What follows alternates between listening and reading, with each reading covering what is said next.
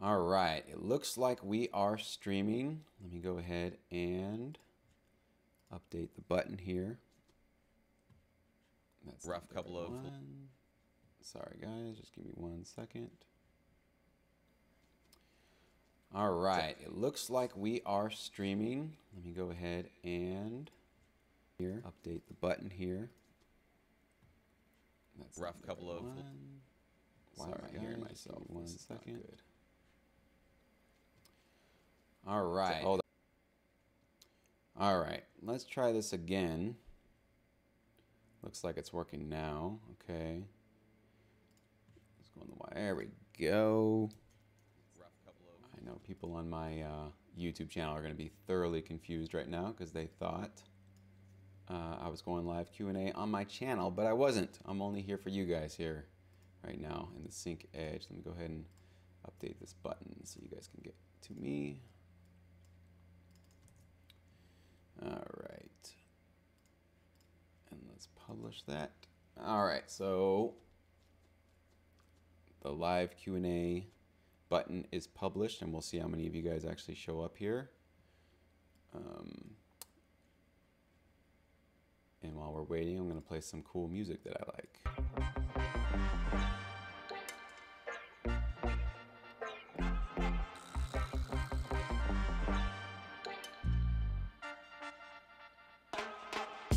Blurred eyes on the highway, raindrops on the window. So if you're watching the playback, just fast forward probably 5 minutes or so because we got to wait for a few people to show up here. Don't stop for the siren sound of the tyrant gone when the wind blows. Get lost in the moment. Find peace in the night. It is what it is. You can't stop shit. Just go with the flow till the flow feels right. I go to the glow with the light, and I know when the moment's right. Keep hoping a clear line sight, cause you lose control when the flames ignite. Calm down when I breathe in. Exhale with a reason. I float above visions of blood. Looks like the sky's bleeding. What's up, Pin? It's getting harder for my way back home. I do not care. I'm fine right here. I feel I'm better. What's up, Martin? Staring at these red lights, trying to keep my head right. I don't need no bullshit. Keep it from my eyes. By the way, I love doing these unlisted private streams because I can play music, I can have fun with it. It's not going to take me off, kick me off the website or whatever, so I love it. It's kind of cool. This song is called Red Lights by Dirty Heads. It's like my new favorite track. Taylor, what's up? You finally made it to one. Right on, man. So we're just kind of chilling, guys, hanging out. I'm just playing some music. If you have questions, please just feel free to post it in the chat. And as soon as we get questions, I will start answering them. So, morning, David.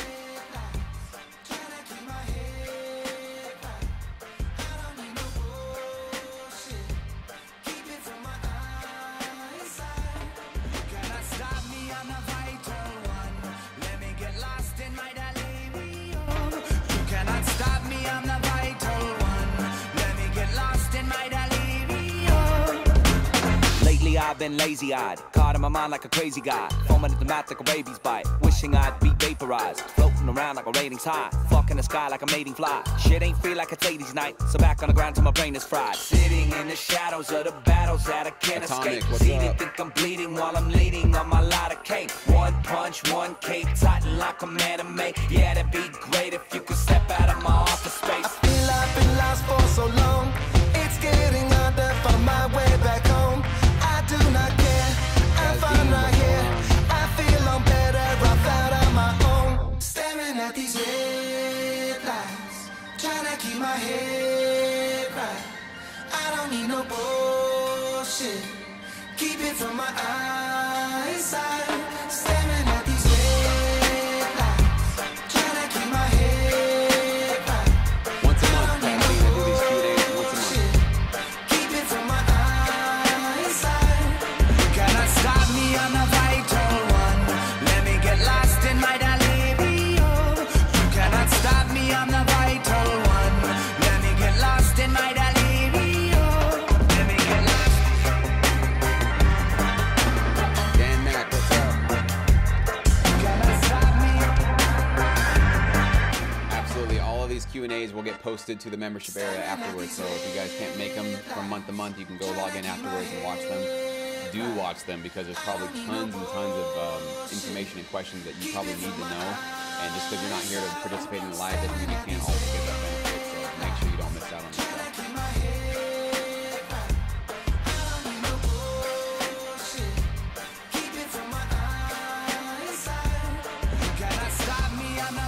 Oh, Tim, you're getting this without being a member of the Edge?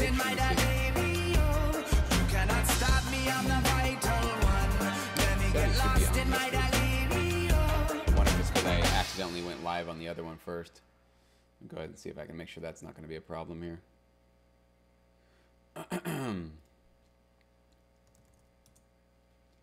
Make sure there's nothing live on my channel.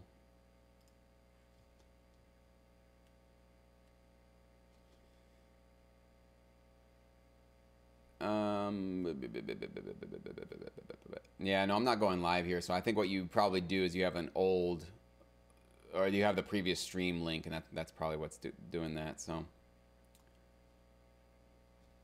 So, well, Tim, you know, the honest thing is to not be here because you're not a member. But obviously, I don't know. If you want to watch, okay, but I can't answer your questions, man, if you're not a paying member. So. Yeah, you snuck into this one, but usually this is all completely behind the wall. So, all right. So I think we had a couple of questions already. Let's go back up. Pin, you had the first one. Difference between catalog music and writing an album of music. You recall you're saying for the very top library, they don't bother because they only use catalogs. Yeah, catalog would be sort of a collection of albums. So first you have tracks, and then a collection of 10 tracks is an album. A collection of maybe 10 albums is a catalog. Some big companies out there don't even talk to you unless you have 10 or more albums, complete albums. So you're talking 100 tracks, 200 tracks, 500 tracks.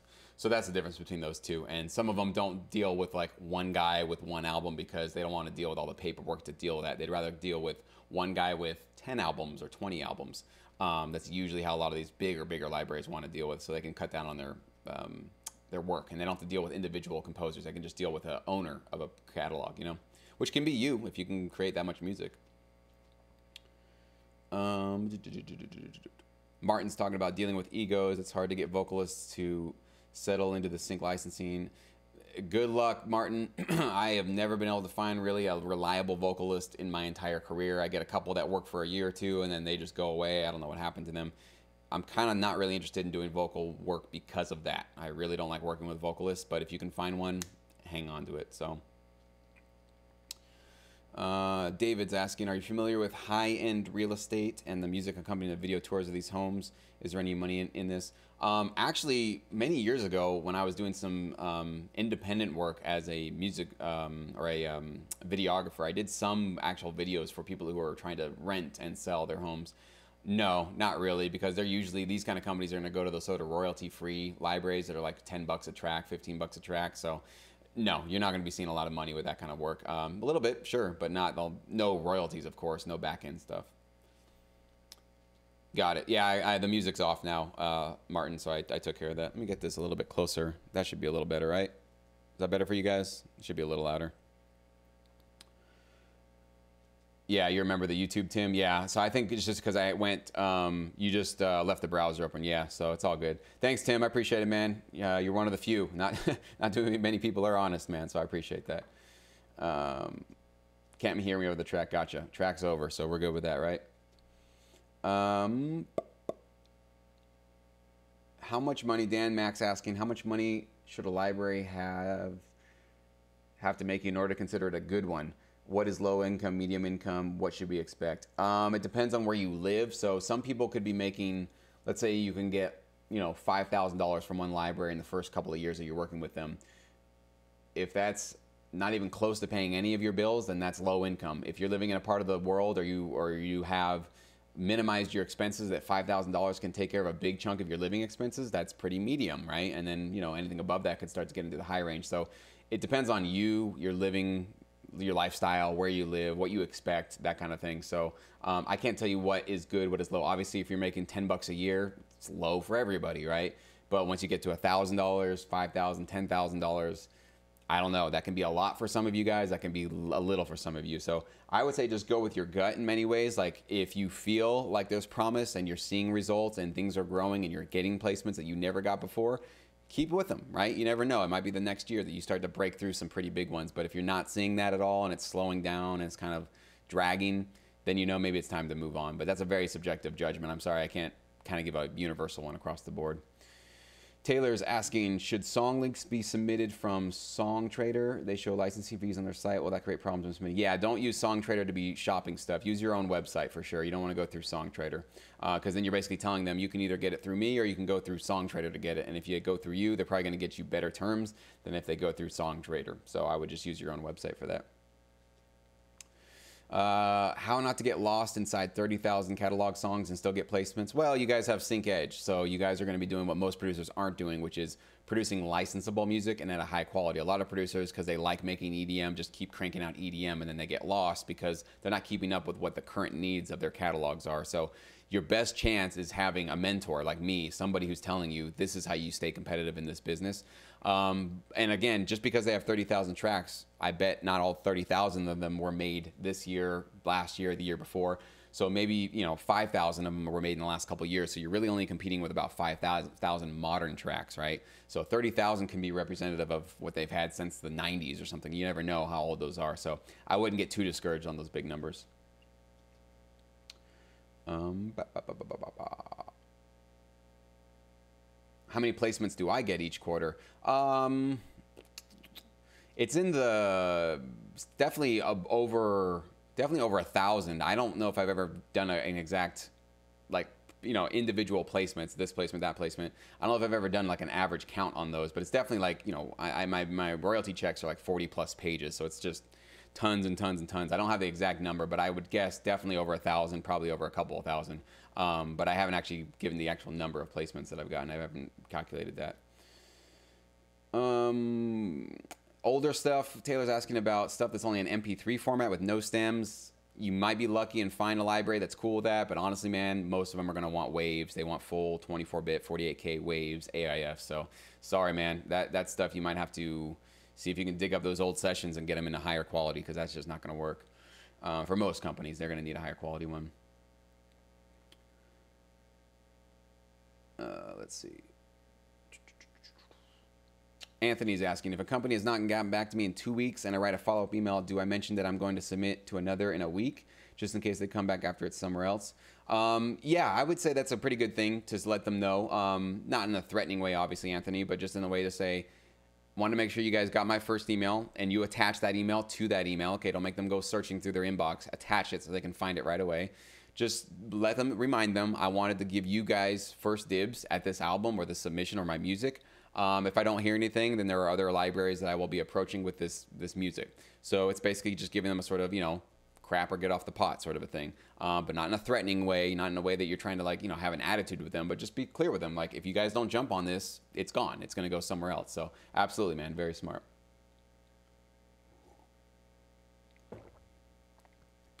Do we need an ISRC when submitting to libraries? No, they're going to be taking care of any of that kind of stuff. The libraries will be taking care of that, the registrations and all that kind of stuff.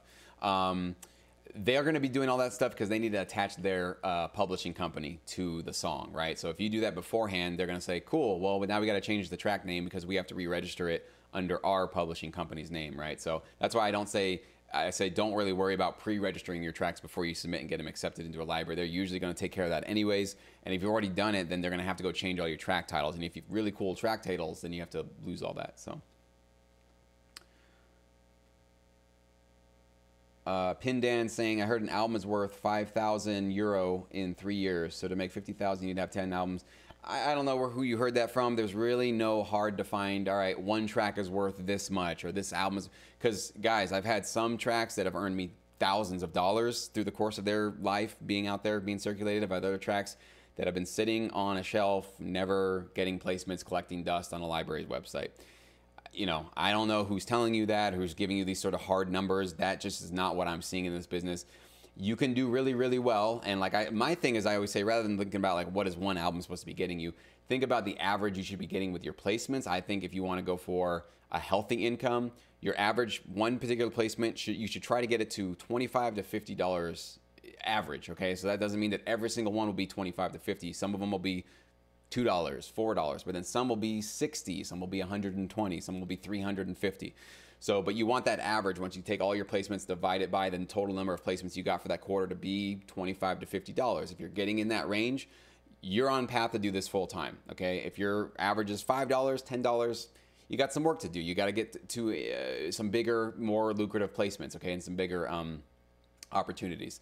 But that's what I should sort of shoot with, and I don't really put it in terms of, well, one album should make, or one song should make you this much, or one album. It's just really hard to gauge that stuff because that's so out of your control. But averages, when you have a whole range of placements that you're getting and you can like average that down into a sort of a nice healthy range, that's how you know you're on the right path or not.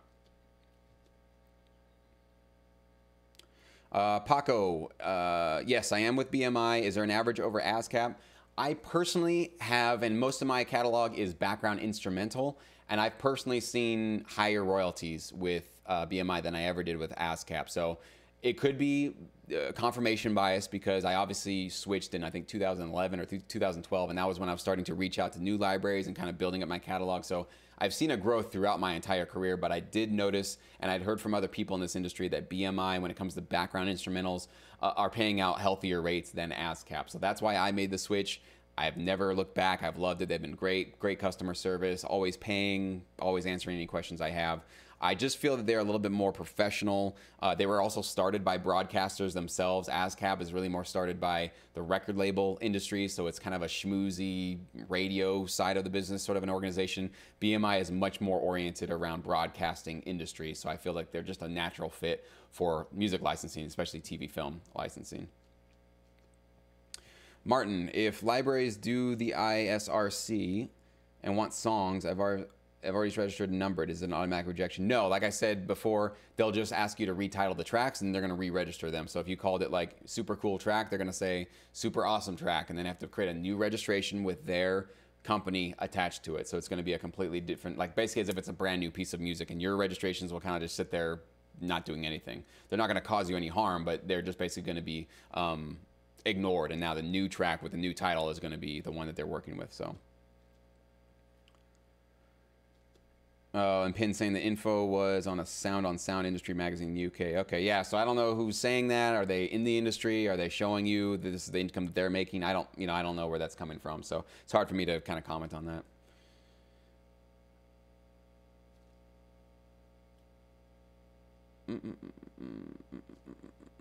BMI, Martin's asking, BMI seems to be more ahead of the curve with the changes in the industry than ASCAP. Yeah, I think that might be true as well. And I find just mostly ASCAP is more about, like, if you need to get songs on the radio or you want to go talk to labels and that kind of thing, you're a producer trying to get with artists, you should probably hang with ASCAP because they have all those sort of networking events and parties and all that kind of stuff. That's really more their forte. But for people like you and I, probably people that work from home, we're not really interested in going out and schmoozing and going to networking parties and all that kind of stuff. We just want to make music and we want to get paid for it. BMI is just the more straight and narrow, kind of more corporate lane to do that. So that's just my 2 cents on it. So Theo is saying that music libraries don't talk about their upfront fees or contract terms. Yeah, most of them don't. Some of them do, and if they do, obviously I'll talk about that in the videos that I give you guys in the Sync Edge membership area. But, you realize that this is confidential information that these libraries have. This is how they're running their business, and they don't have to publish that openly. If they want to attract composers, sometimes they will say, hey, we pay up front, and it's exclusive, and this is what we do. Others, they'll tell you once they accept your music, here's our terms, okay? And that's their right to do that. It's their company. They get to run it however they want to, so don't badger them and demand that you find out. If you don't want to submit to them because you don't know what they're offering, okay, then just don't submit to them. But there's no harm in submitting and them submitting, giving you their terms, and you go, you know what, I'm just not comfortable with those terms. Okay, what's the big deal there? You'll find out once they get back to you, right? Nicholas, do you know if you must be a BMI member to register music there? I will contact a music library that you recommended, but I'm from Argentina, and I'm represented by, okay, it must be a BMI to register music there. Well, if you're not a BMI member, why are you registering music with them, right? So BMI would be collecting your royalties, so you would be registering your track.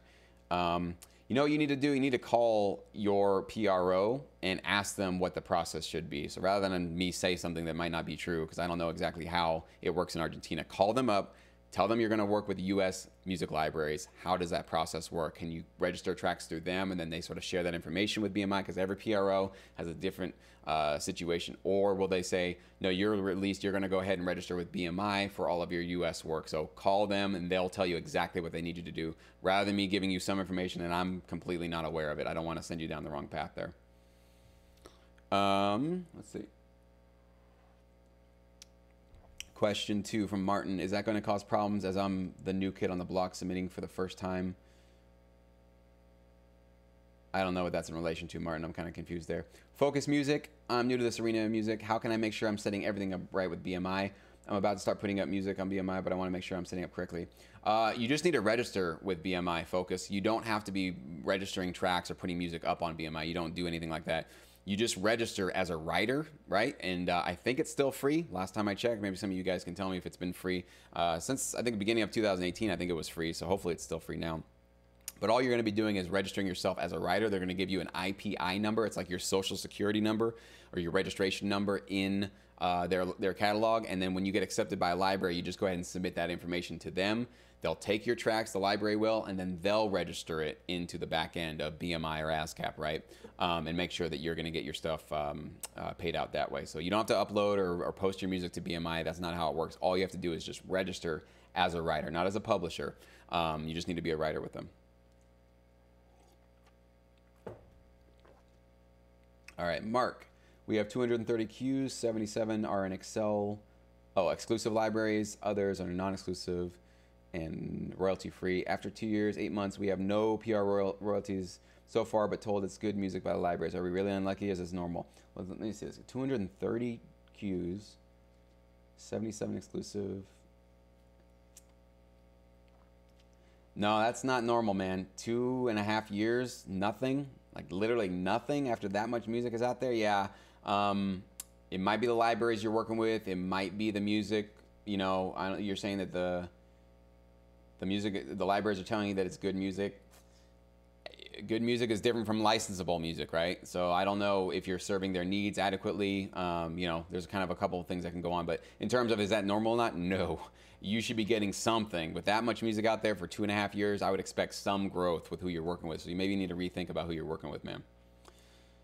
Martin's asking, is it okay to ask up front on initial contract? Absolutely. You can ask for anything if you want.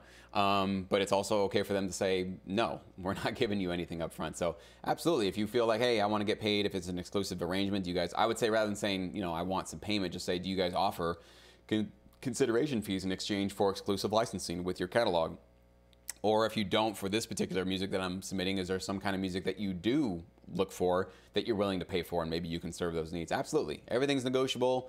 Be open, be upfront. Don't be passive aggressive about it. Just ask them for directly what you want. They're big boys and big girls. Like, this is a business, right? People know how to talk about this stuff, and you guys should do as well.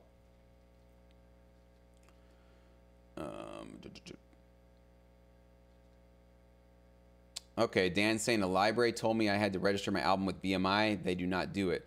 Interesting. So I would say, all right, then ask them who's taking publishing with the tracks then. Because if you register it, you know you can just keep all the publishing to yourself if you want, and then they're not making any money on the registrations.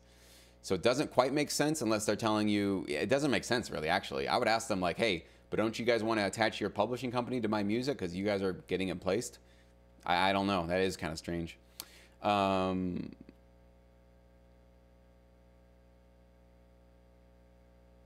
submitting tracks, include the folder of questions and shots, or each individual song or track. Cues and shots. I'm not sure what you mean, Martin. I'm a little confused by that question. Include in the folder of cues. Oh, cues. Cues. Yeah, it's actually just C-U-E. So you're just using the letter for it, but it's actually just C-U-E. Cues, and I think you're talking alts, or each individual song or track.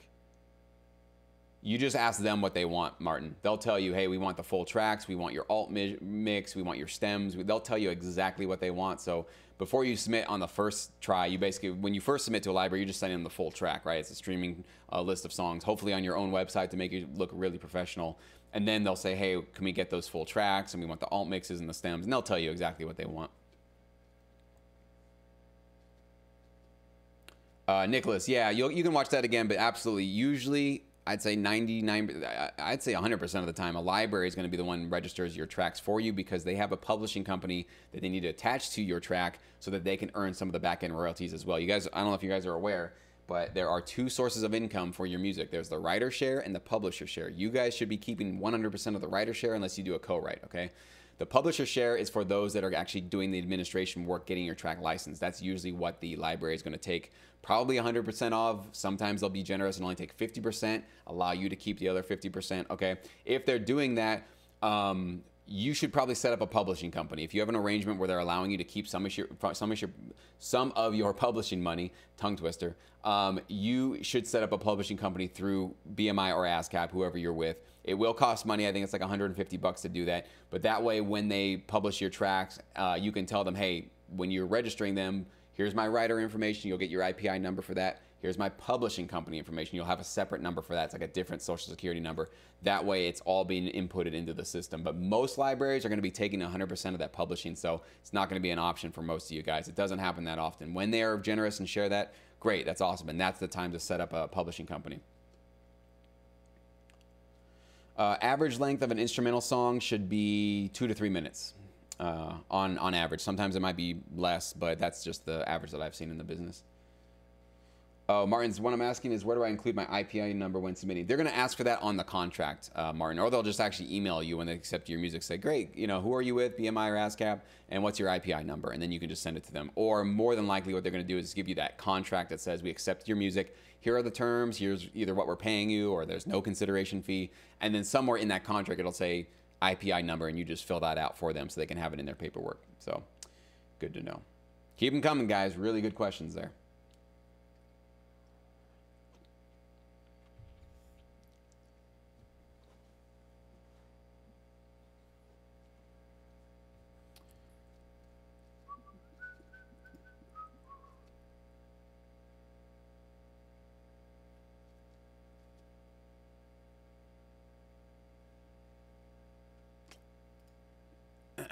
Anything else, guys?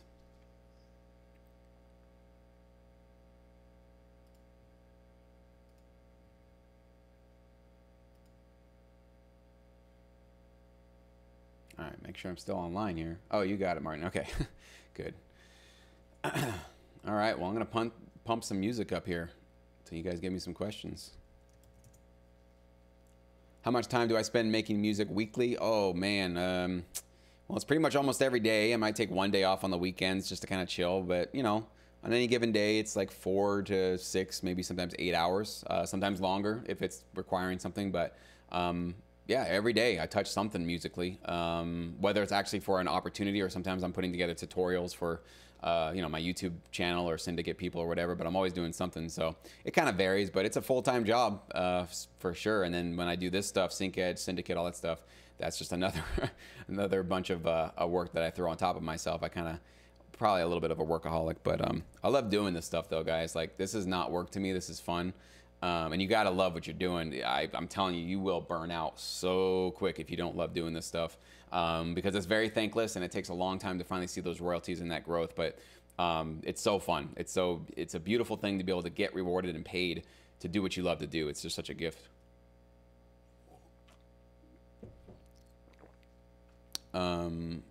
Nicholas, so the correct process to contact a library for the first time is to get a BMI member number and show them the music. It's an IPI number, so your member number is different. You don't need to give them the member number, but it's an IPI number. You'll see what that is.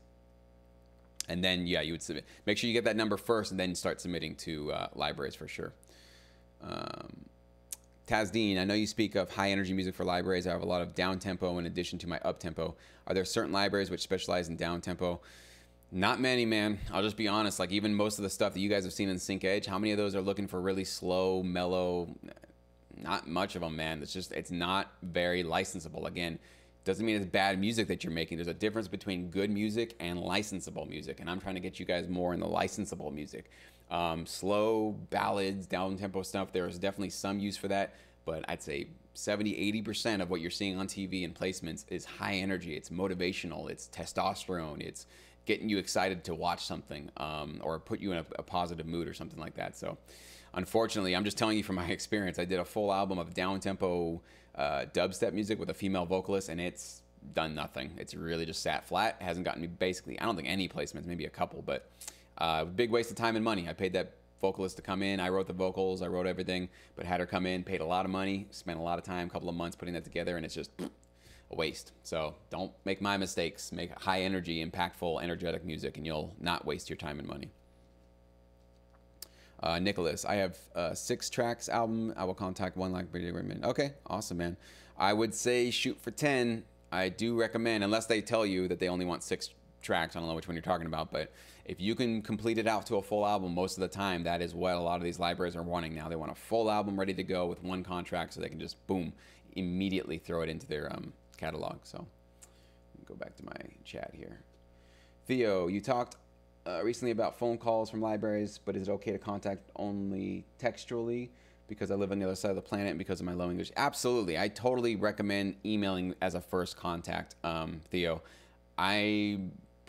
You can call people. Here's why I don't say that a lot to people. I don't say that. Get on the phone and call them. A lot of people don't have great social skills. Let's just be honest, okay? Some people are awkward on the phone. Some people don't have the better English skills, right, to be able to communicate properly. You know, being able to kind of chum it up with somebody and kind of being likable is a skill set that not a lot of producers and musicians have because we spend a lot of time isolated in our studios just making music.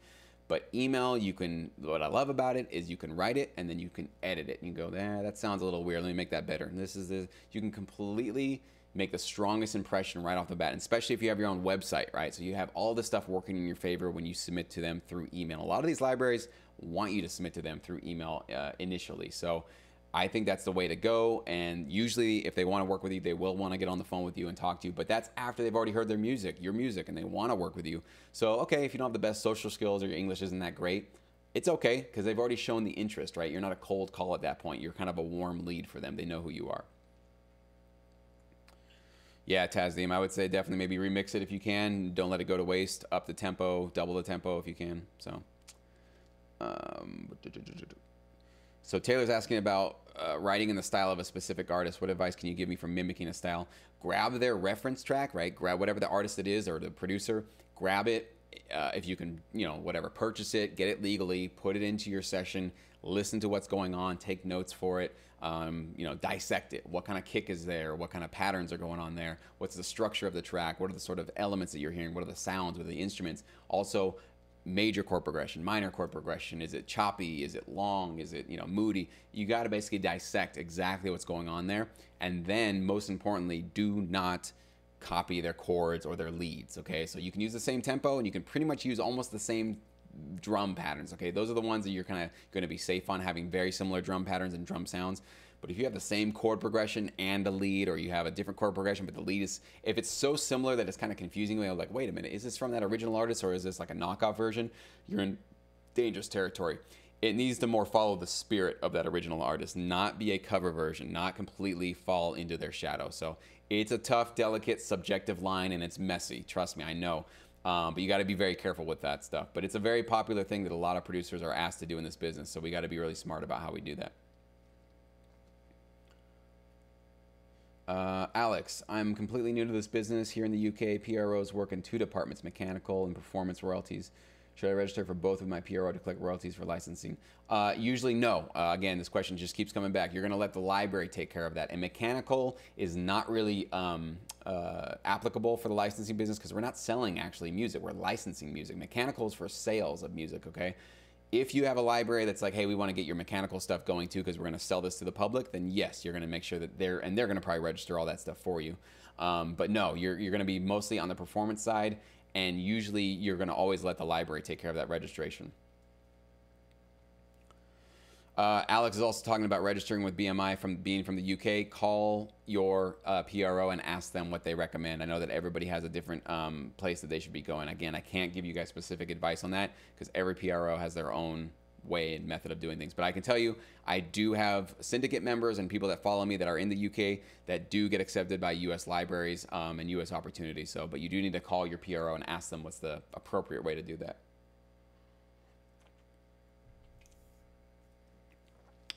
So Source 4 is asking if you accept or if you submit to non-exclusive library and have been accepted, would you keep submitting music to them or just pursue exclusive libraries? Well, I suggest you go mostly to exclusive libraries, but if a non-exclusive is getting you work and getting you placements, why not, right? You got to measure. It's not about whether they're non-exclusive or exclusive. It's whether or not they're getting you placements and putting money in your pocket. So I measure them based on their results. Anthony, one type of slow music that seems to be popular is the minimal tension stuff, correct? Yeah, it's a little bit more mid-tempo, but again, it's tension, right? So it's not a ballad, it's not slow, it's not mellow. It's still getting you anxious, right? So there's still this sort of edginess to it. So that's what I mean. Like, it might be on a mid-tempo range, but it's still pumping away at something. It's still driving at something a little bit more energetic than just a nice, beautiful ballad that's really slow. So hopefully that clarifies that. Nicholas, I said in the specific library at SyncEdge we can send 6 to 10 tracks, and I don't want to give this music too late because I don't want to get late. Okay, yeah, if you want to go for it, absolutely go for it. Yeah, if that's the recommendations that I was giving, then definitely go for it. I don't know how to pronounce your name. Kajetel Rostad. Can you say something about naming tracks so that the titles are meaningful for music supervisors? A library told me to be literal, but something like Orchestral Tension 3 are too general. Yeah, you want to stay from the general stuff. I will be putting together probably some really useful tutorials on that I'm going to be including in this new platform that I'm building that will have a bunch of tutorials on this. But I'll say right now is you want it to be memorable and specific, and you want it to kind of paint a picture about what tone or mood that track is giving you. So rather than Orchestral Tension 3, you could say dragging the knife out, or you could do, I don't know, slow walk to the guillotine or something like that. You know what I'm saying? Like it's a specific thing and it sticks out in a way. It's not orchestral tension. That doesn't mean anything. But it also paints a picture. So the slow walk to the guillotine makes you think, boy, somebody's about to get their head chopped off. And that's visual. It makes you think about it. It makes you wonder, what is that? What would that sound like? And if your music is like this sort of slow, doom, doom, you know, it's kind of like dragging you towards something. There you go. Now you have sort of matched that. But be memorable, be very specific, and try to paint a picture with your title. So that would be the first couple of things I'd say on that. Ed James, I'm so slow at creating cues. How can I speed things up? Well, you got to start creating templates for yourself. You got to start having your sounds pop up immediately when you have ideas. You also need to not be a perfectionist. I think that might be some issue that a lot of people deal with, is they don't want to say the end yet because they're like, well, it could be better, it could be better. You don't have time to do that in this business, all right? You're not, you know, Paul McCartney writing that next greatest song that's going to last throughout the ages. It's production music, guys. Let's just keep it real. This is music that is meant for a function in the TV world. If you can get closer to making sure your tracks are licensable, you can get out of your own way and just start making stuff that works for this business. So, you know, that's something probably more that I would include with my master course. I talk about that, Ed. I also do a little bit with a lot with my producing and mixing and mastering course, which comes with the syndicate. So I do offer that kind of stuff for those programs, but I also do some stuff here on my, well, not here, but on my channel that's just out there publicly. You can search through my channel. I have a lot of production tutorials on how to make sure you're knocking things out quicker than probably usual. But a lot of it's just getting out of your own way and not thinking that your music has to be perfect, but it just needs to be licensable and serving the needs of your clients. Any library for synthwave in your pipe? You know, it's funny you say that. I maybe not for SyncEdge, but for the syndicate, that is probably coming down the pipeline very quickly. Actually, it's funny you mentioned that. Brian's asking about the Music Modernization Act will benefit us. Well, the Music Modernization Act, Brian, actually was specifically told and detailed to be separate from performance royalties. So this actually did not impact us really in any way at all. All it did was basically impact those artists that are on streaming services like Spotify, like in the artist realm of things. So it actually doesn't really touch us that much in this particular industry. And it's a sort of mixed bag. I know most songwriters and producers are happy about it because they're like, hey, we're finally going to be getting paid, stuff that we were sort of missing before. But most producers and songwriters have no idea that Spotify, in exchange for signing on to this, basically said, anything that we owed anybody before January 1st of 2018, we're getting away with, which is millions and millions of dollars, I'm sure, right? And they built their whole platform on using popular artist songs and got all these subscribers to come to their platform using this music, probably not paying what they should have because they could get away with it. And then they said, okay, now we'll go ahead and start paying you guys. But you can't come and sue us for anything we did before because, you know, the law was different there. So that's one of those things where, you know, maybe that was the best case scenario that could have gotten this thing passed, but it's obvious what that was. Is, you know, Spotify knew they could get away with this, build their platform, build it up, and now they're going to be paying. So, you know, whatever. Okay, so at least some money's going to be getting paid out now, which wasn't paid before. But it's a mixed bag, you know. With anything with the government, there's always a sort of double-edged sword with it. So, all right, Tazdeen, glad you joined us, man. All right, guys, got about 20 minutes left. So if you guys have more questions, pop them in.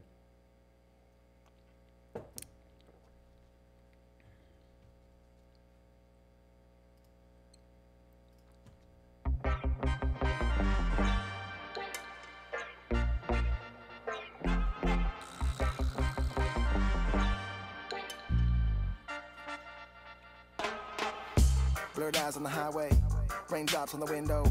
Don't stop for the siren sound of the tyrant gone when the wind blows. Get lost in the moment, find peace in the night. It is what it is, you can't stop shit. Just go with the flow till the flow feels right. I go to the glow with the light, and I know when the moment's right. Keep hoping a clear line sight, cause you lose control when the flames ignite. Calm down. Nicholas, I'm not really understanding. In Argentina, it's not the same if you got background music or some title theme. Either if it used for TV or the internet, and some tracks need some personal authorization. How about in the USA from art? I don't know. I'm kind of really confused on that question, Nicholas. If you can try to rephrase that, man. Martin Zick, yeah, Spotify really pulled some strings on that one. But again, you know, absolutely they did. They got away with murder on that. But maybe that was the only way they would have said, okay, sure, we'll sign on to this and be a part of this new system and start registering things properly. As they said, well, if we do this, then you got to sort of give us a pass on what the law was before, which in some ways I can say, yeah, that's fair, because the law before was, I guess, they didn't have to be paying these things out, or they probably had to make a better effort to try to contact the copyright owners to pay them, right? Focus, thinking about joining the syndicate, what can I expect? I'm going full-time because of a job situation. I'm going full-time with this. Okay.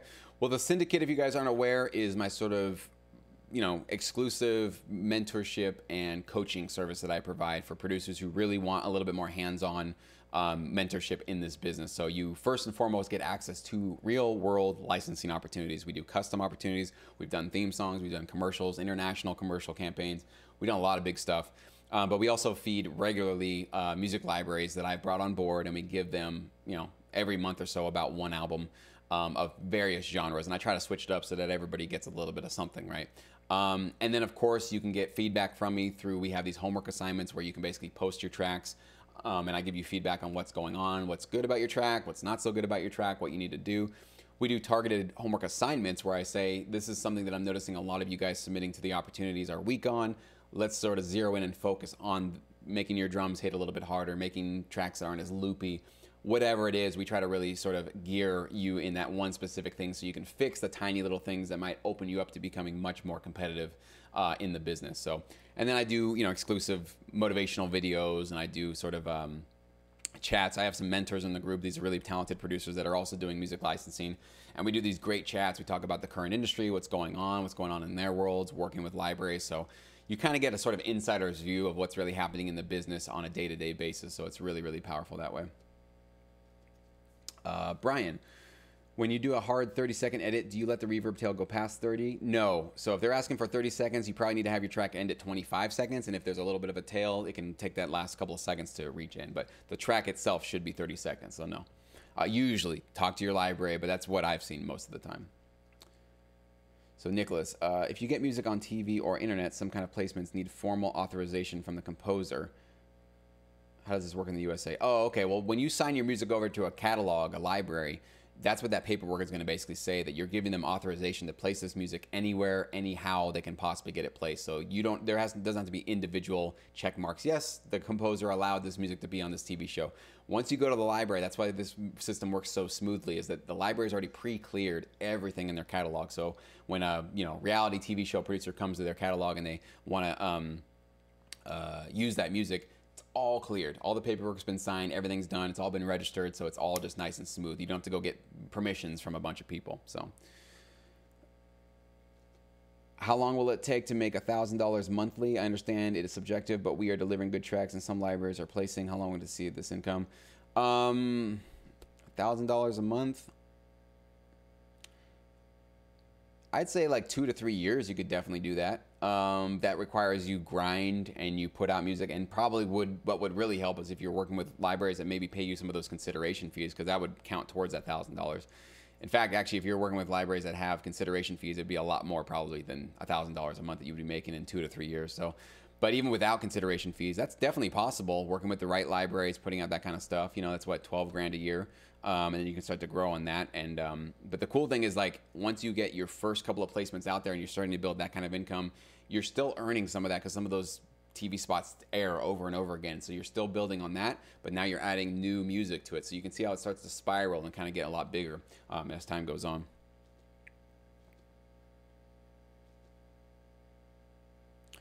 Martin saying, as a lot of legendary artists who spent years migrating from record sales to streaming through, though, will be screwed by the Spotify. Yeah, caveat. They worked hard to adapt, and now, oh well. Yeah, that's kind of how it seems like. It's like, well, it's a crappy situation, but it's like, I don't know what the better situation would have been, I guess, because in some ways you don't want to completely take down something like Spotify, because Spotify is growing and it's generating money and it's helping artists get out there and earn some income. So it's like, they did it very probably unfairly, but like, that doesn't mean you want to go shut them down and then not have a place for people to go get their music, right? So I don't know. It's a very complicated situation for sure, but I know it's not one-sided and it's not 1,000% yay, the MMA is great, or oh, it's terrible. It's a compromise, so there's going to be parts that just don't feel so good. You got it, Nicholas. Glad that you like it. Theo, let's say I have 6 cinematic tension cues, 6 hybrid metal, and all 12 share the same mood but different genres. Should I split them into 2 albums, or better send them as a whole bunch? I would probably split those into 2 different albums. And if you're going to submit both of them to the same library, let them know that I have 2 albums or 2 collections of songs together, because those are definitely separate genres and they need to be in their own little lane. Source 4, should you do the 30-second, 1-minute edits when you make a track, or wait for instructions? Wait for instructions, because you could be ahead of the curve and start putting stuff out there, and then you realize, oh, they don't even need the 30 seconds or the minute. They just need the you know, alt mixes. I would just say in your first email that you send to them, say that you are available to make the alt mixes, the stems to their liking, to their specifications, right? Just let them know, I'm willing to play ball. I'm here to provide anything that you guys need once you guys accept my music and give me the go-ahead, right? Taylor, okay, should I create a little space at the beginning and end of my track, like a 30-second track? Should that 30 seconds include the beginning and ending silence? No, good question. 30 seconds of music, and this is definitely something I've gotten from many libraries, it should be full of music. So right when you click play, it should be you know, going right into your track, and you should have music all the way up until the very end. You should not have, you know, 27 seconds and then 3 seconds of silence. No, that last hit should just right at the very end, 29 seconds, 29 and a half seconds, like right up to the very end. You want music to be throughout that entire 30-second piece. No space in the beginning or the end. Really good question. When libraries get placements with your music, do they let you know? Dan Max asking that. Sometimes, not often. Most of the time, you have to either wait for your royalty check, you know, and you'll see, oh, cool, this track which was registered with this library got those placements. Or you can do TuneSat. It's not 100% scientific, and it doesn't always capture all of the music that gets out there. But I think it's just tunesat.com. You can upload your own tracks, and it can start tracking your stuff and seeing, like, hey, you got a placement there, you got a placement there. So that's one thing you can do to kind of just motivate yourself or get yourself excited about it. But no, most of the time they get so much work and so many placements that and sometimes they don't even know what gets placed, because their clients just get access to their catalog and just start taking things. And sometimes they don't even know what's going on there. But the stuff always gets reported, or most of the time it should be getting reported through the cue sheets. Actually, I take that back, because it's digital. Sometimes they can see these days who's downloading everything, but it doesn't mean it for sure got placed, right? All they can see is that that track got downloaded, but it doesn't mean that they for sure put it in a TV show. So, but if they have something for sure and they want to motivate you, they will definitely reach out and let you know. So, Martin, when creating songs with specific time restrictions, do you work by the time or the measurements beats? By the time. Always go back. I always start with time, making sure if it's like 60 seconds, I put 60 seconds down and make sure that I'm staying within that realm. And if I need to change the music to fit 60 seconds, I will. I'll add a drum fill or take out part of a track or something like that. I will for sure start with the time. That's always what I think of. Dan Mack about paying taxes as a producer. Coming probably next week, man. I already got that done, and I'll release that on my YouTube channel. So you're ahead of the curve there. Martin, is it TuneSat? Yeah, the first one you said. TUNESAT. I think it's tunesat.com. You just Google search TuneSat, you'll find it. Focus Music. How do you find the right library to send to? There's so many libraries out there and it's like a needle in a haystack. Well, Focus Music, you're in Sync Edge, man. I hope you figured that out by now. When you go into the membership area, I first have it separated by genre. So the first thing you should be looking at is that your genre that you do really well in? If you do, watch the video. Second step is, are your tracks on par with what I'm talking about and showing you in their catalog? If they are, if you feel like they're ready to go, submit to them, right? That's basically it. That's why you're in here, is to basically get that sort of shortcut, because most producers are just, oh, you're a music library, blah, and they just throw stuff at them, but they have no idea what they're doing. So you've got Focus here, your name, Focus with the Sync Edge program. So make sure you take advantage of those videos that are in the membership area.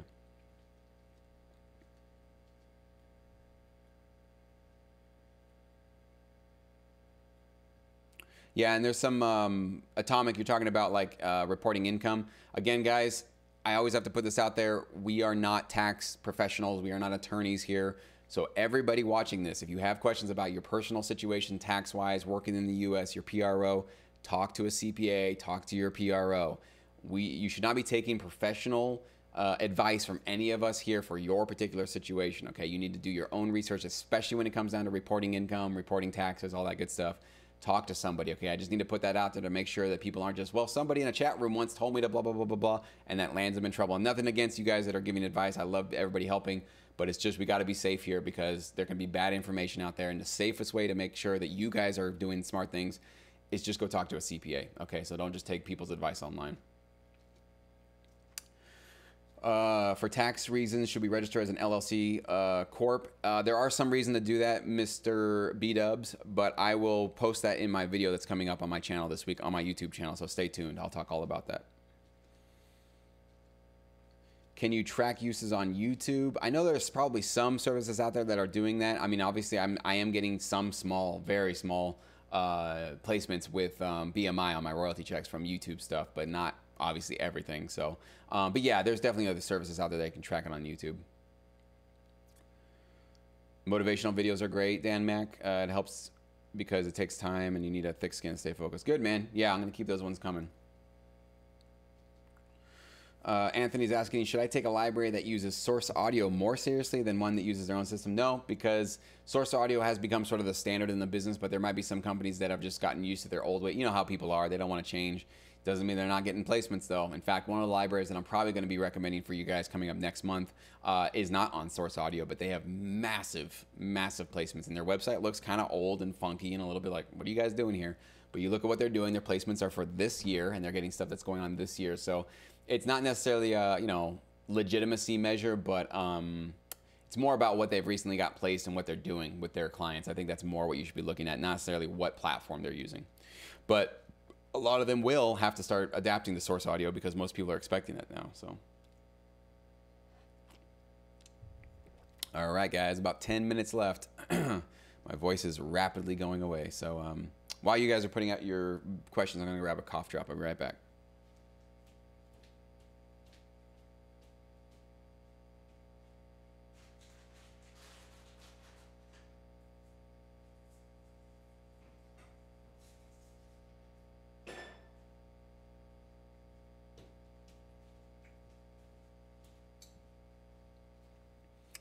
All right. Well, nothing yet.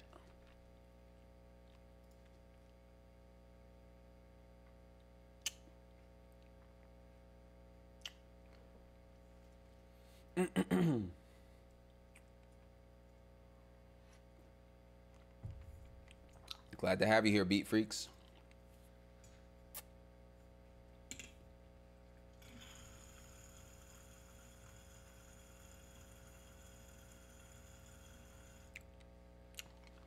Nicholas, how much time do you think we need to work with no income until we get checks and can live with this work?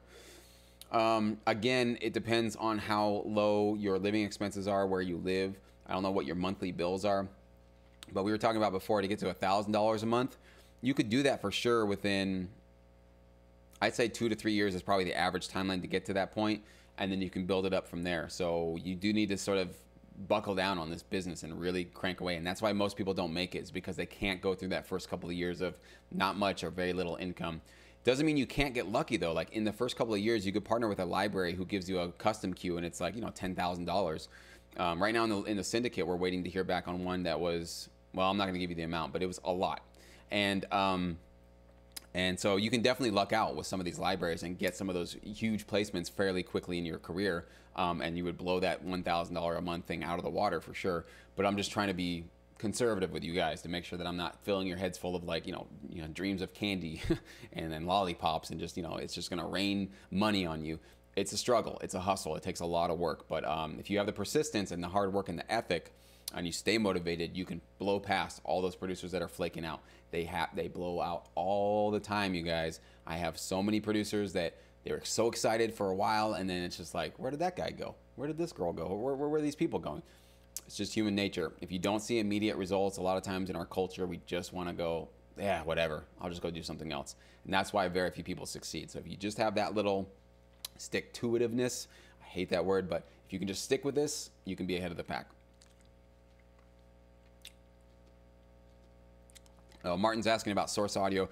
Source Audio is a platform that music libraries are using to host all of their music, and it allows their clients to log in, preview music, and download it. So it's basically like, it's kind of like a SoundCloud, but for the music licensing business. It's not for the public. It's just for, because you have to pay basically to have access to it. And music libraries are using it to host their catalogs online. So, and you'll see that, Martin, with most of the videos that I put in the SyncEdge program, you'll see as I go through, it all has this sort of music library name.sourceaudio.com. It has their sort of URL in the top.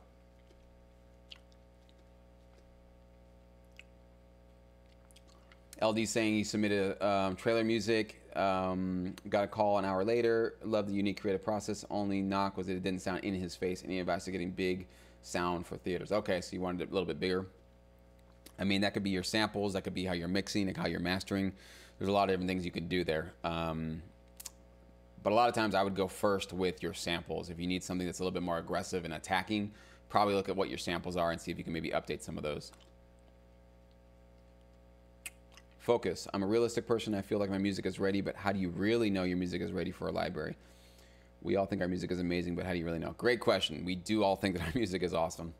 Well, how you're going to really know is if you watch these videos, right? You watch the videos, you follow my instructions, you submit when you feel when you think you've got the best chances of doing it, and you get a yes. If you get a yes from a library, your music was obviously, by definition, ready for them because they said yes to you, okay?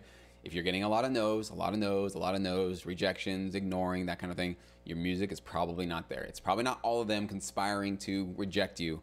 Your music is just probably not there. So look for the signs of feedback you're getting from the people that you submit to. You get yeses, awesome. If not, then no. If you're like, well, I haven't submitted yet, and I just don't want to like submit to a really great library and get rejected, because what if I just want to wait 6 months to submit to them, but I really want to know, am I ready? Go to a library maybe that you're not as gung-ho on, that you're thinking, oh, this is going to be my, my number one place I want to be. Try it out on them. Send them some music and make sure it's appropriate for them. And if they say, yeah, not really quite for us, okay, then it's probably not ready for that A-list library that you want. If they go, yeah, we love it, this is awesome, maybe you should go over to the A-list for your next tracks, right? If it's exclusive, you shouldn't be shopping the same tracks. But there are ways that you can kind of find out what's going on for your ability to get accepted by libraries. Mr. B-Dubs, seems like we better have multiple streams for those years. Absolutely. I was a videographer. I did video work on the side for the first 3-4 years, maybe even longer, in this business, because yeah, there's not a lot of income in the beginning, and so you do need to have other sources of income, other streams of income, to be able to make this work. So if you can do some independent contract work, hats off to you, because then you can be your own boss, you can have your own clients, you can work hopefully somewhat on your schedule, not have to be somewhere 9 to 5 giving away all your creative energy every single day, right?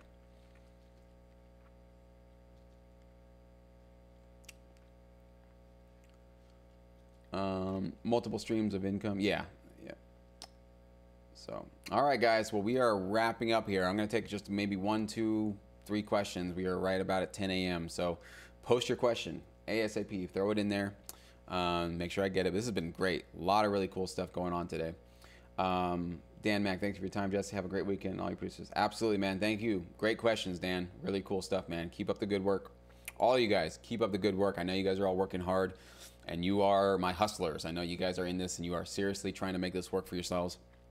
People around you might not understand what that really means, how important this is to you, and I just want to say, I get it. I know what you guys are going through. I know how hard you guys are working, and I know the sacrifices that you guys put to your family lives, your social lives, your work life, everything to make this happen. And so, again, there are a lot of people going for it, but there are not a lot of people that make it to the other end. And so I'm trying to get you guys there with these, little kind of live Q&A things, with Sync Edge, with my YouTube channel, all that kind of stuff, and obviously with the Syndicate. But just know that I see you. I know what you guys are going through. I know how hard you're working, and I applaud you for that. And I think it's really awesome that you guys are going for your passion. You're going for the thing that you love. So many people don't do that. So many people give up, bail out, and just don't even try anymore. And it's really sad to see people do that. I don't judge people. They have to make their own choices in life, but it's really sad when I know they wanted to go further with their careers and they didn't. So the fact that you guys are here showing up, we're here on a Saturday morning. You guys could be doing whatever you could be doing, and you guys are showing up and wanting to learn about this stuff and wanting to better yourself. Round of applause. Big round of applause for all you guys, okay? Right on, Brian. Trailer music myself? No, LD. I've had thoughts about that, but I was like, it's just again very, very competitive, and I do believe I'm a man of my word. If I say I think you should focus strictly on trailer music, you probably should. And I like, EDM and rock and other genres too much. I don't want to get into the trailer world so much. It's just not that interesting to me, honestly. I like the music that I make, so it's just, personal preference. All right, David, right on. Theo, you guys are welcome. Atomic, what's going on? You guys have a good weekend. You're welcome, Martin.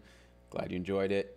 You're welcome, Ed. You're welcome, Taylor. Right on, guys. Okay, so we are now at 10 a.m. I'm going to log off here. So this will be reposted in just 2 minutes or so in the live, membership area. And remember, on the 1st of the month of November, towards the end of the day, I'll have 2 new libraries for you guys. So stay tuned. Some cool stuff is coming your way. Thank you guys so much for the awesome questions.